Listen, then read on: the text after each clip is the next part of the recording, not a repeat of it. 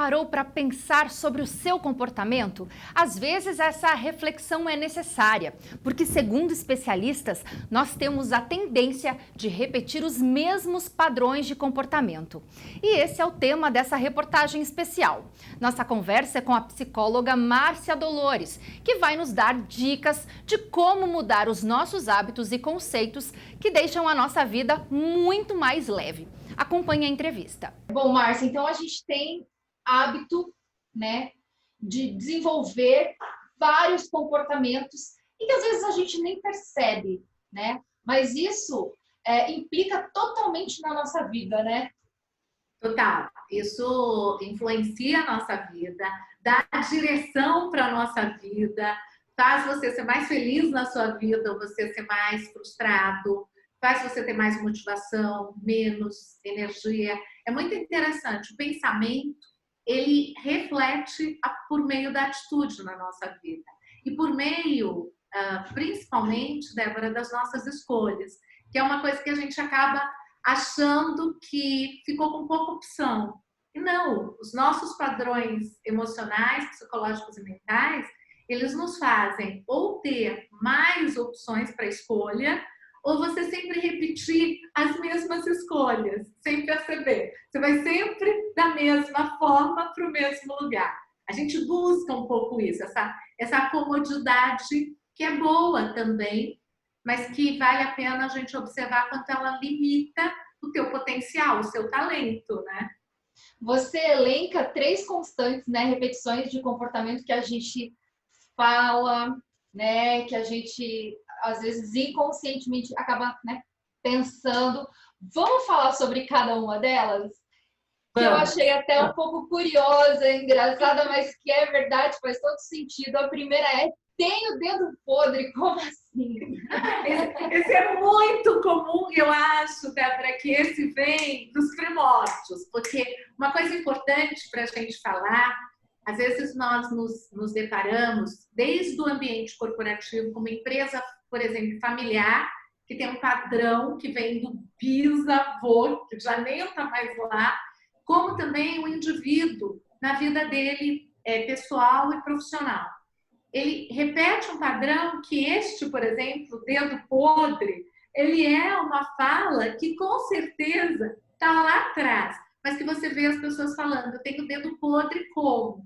Se ela não pudesse mudar o filtro dela e que as escolhas emocionais, né? Normalmente se ouve muito as mulheres mais do que os homens, que é engraçado isso também, falarem que tem o dedo podre para o relacionamento afetivo. Então, isso já limita a expressão dessa pessoa. Seja o dedo podre, que eu estou falando que é mais convencional, as mulheres, mas isso não quer dizer que não seja usado o dedo podre para o trabalho, o dedo podre para não dar nada certo na vida. Mas é o quê? É uma repetição, como se estivesse ao acaso. O meu dedo é que está com problema, não a minha forma de pensar sobre a vida, né?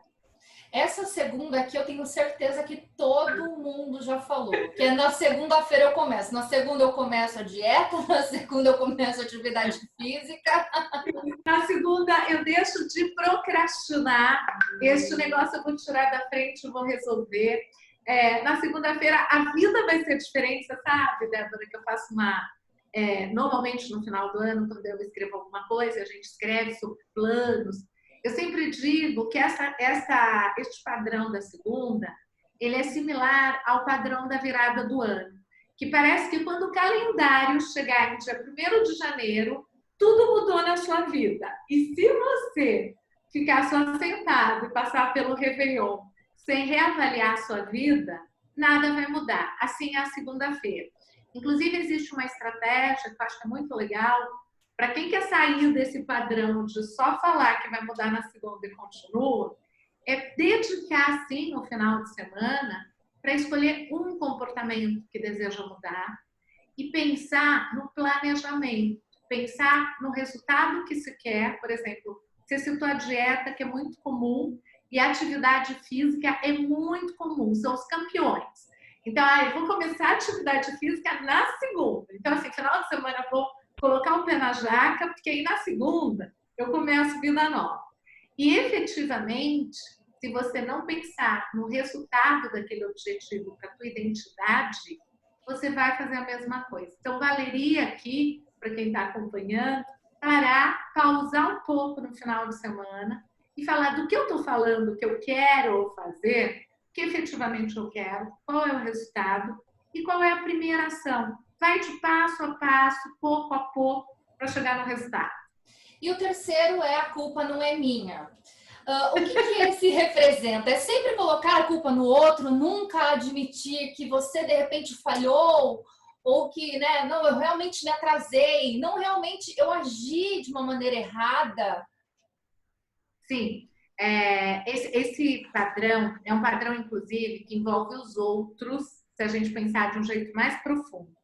Esse é um padrão que eu costumo brincar que ele mantém você imaturo, mesmo que você tenha 60 anos ou 80, e mantém você à mercê da situação e das pessoas, que é um padrão de vitimização, mas é uma manipulação, porque como você disse, se alguma coisa deu diferente, aconteceu diferente do que eu gostaria, deu um resultado diferente, e eu estou realizando algo, eu componho também esse resultado.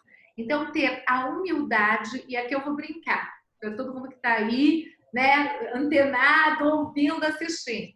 Quem tem esse padrão, tem um padrão por trás de arrogância. Falta humildade. E nós, como seres humanos, a gente está aqui nessa estadia para aprender. Ninguém veio aqui pronto. A gente tem aprendizados. Então, se você tem humildade, Débora, como você disse, eu vou dizer, eu me equivoquei, eu falhei, eu estou aprendendo, eu me atrasei, eu realmente queria ter feito de uma maneira, mas me atrapalhei, eu quero pedir desculpas, eu quero retomar. Então, isso é muito desafiador para grande parte das pessoas, porque parece que ela não tem que se retratar e que alguém é responsável pelo resultado que acontece na vida dela. E, ao mesmo tempo, este padrão te deixa, como eu falei, sem o poder de ser o protagonista, de falar, eu sim, por exemplo, eu me atrasei, ou eu falhei, ou eu vou aprender a fazer o diferente, ou eu vou fazer outra coisa, porque talvez aquilo não me atenda. Então, tem muito mais liberdade, tem muito mais satisfação, tem muito mais resultado. E como que a gente faz, né, para tentar mudar esses comportamentos? Ou como que a gente pode perceber se a gente está repetindo, né, com muita frequência esses comportamentos que a gente sabe que não fazem nada bem para a vida da gente? Então, tem várias formas. Como você acabou de dizer, uma das coisas legais, primeiro é eu ter consciência. Aí, segunda fórmula mágica, que é simples e acessível, porque às vezes a pessoa ela quer se autoconhecer e se desenvolver. Então a gente fala, poxa, você pode iniciar um processo de autodesenvolvimento, um coaching, uma terapia, um curso. Agora com essa onda online, tem 1000 coisas legais, tem lives, tem conteúdo disponível. Mas uma coisa que só vai adiantar, Débora, é se você, primeiro, assumir que isso existe na sua vida. Segundo, assumir que você quer mudar isso. E muitas vezes isso está tão presente que mesmo a consciência, isso vem, por exemplo, vamos pensar naquilo que eu falei do dedo podre. Outro dia, não muito tarde do dia de hoje, eu estava com uma cliente de uma empresa familiar, uma moça inclusive de 17 anos, que está fora estudando, e ela estava aqui e a gente estava fazendo um trabalho de alinhamento. Aí ela vira e me diz assim, eu acho que eu não vou casar porque acho que eu tenho o dedo podre, que nem minha mãe e minhas tias e minha avó. E quando ela disse aquilo, eu estou falando de uma menina esclarecida, de uma classe social, onde teve uma possibilidade de ter abertura de outros cenários. Ela disse isso, e isso está na história dela. Então, tem muitas pessoas que, por exemplo, se ela sair do padrão, está no nível inconsciente, e aí é muito importante ela ter ajuda, sim, muitas vezes de um profissional. Por quê? Porque isso está na história pregressa.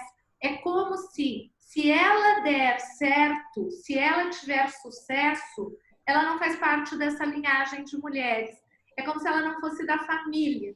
Então, o pacotão da família, ele tem coisas legais que a gente aprende, e todos nós aprendemos, e no pacotão da família, tem coisas que são de outras pessoas. Não há necessidade de eu reproduzir um padrão de 3 gerações atrás, só porque todas as mulheres ou todos os homens, como tem, por exemplo, homens que dizem, eu tenho medo de falhar como meu pai falhou e perdeu tudo. Isso não vai dar certo. Eu não vou ter o sucesso, porque eu tenho medo de ter o sucesso. Ou eu não sou capaz. Aí eu procrastino, aí eu ponho a culpa em outras pessoas, aí eu vou criando mecanismos para não sair daquilo que muitas vezes eu nem tenho a clareza consciente de como eu reproduzo aquilo. Então, tem formas, e a primeira é a consciência, a segunda é saber o que se quer, e aí buscar caminhos, porque hoje a gente tem muitas coisas legais disponíveis e acessíveis. E aí a gente vai enxergar e perceber resultados na nossa vida como um todo, né? Sim, não só na vida profissional, como eu citei aqui, ou pessoal, né, afetiva. Na hora, Débora, que você muda um padrão, tem uma coisa mágica que acontece, que a gente fala, até brinca aqui no Instituto. As pessoas ficam mais iluminadas, porque assim, ela pode nos procurar, ou ela pode fazer essa trilha, da forma que for, para, de repente, resolver uma questão profissional. Ou isso que a gente falou, o dedo podre para a vida afetiva. Só que esse padrão também está no profissional. Talvez ela tenha uma vida profissional mediana. Por quê? Ou ela fica com medo de ousar, porque, puxa, já que eu tenho isso daqui, se eu der um passinho a mais, eu não vou ter o mesmo resultado. Então, é melhor eu me apegar aqui do que ousar um pouco mais. E quando você limpa, que é como realmente se fosse uma limitação de percepção, de visão emocional e psicológica. Parece que a pessoa não consegue nem pensar diferente.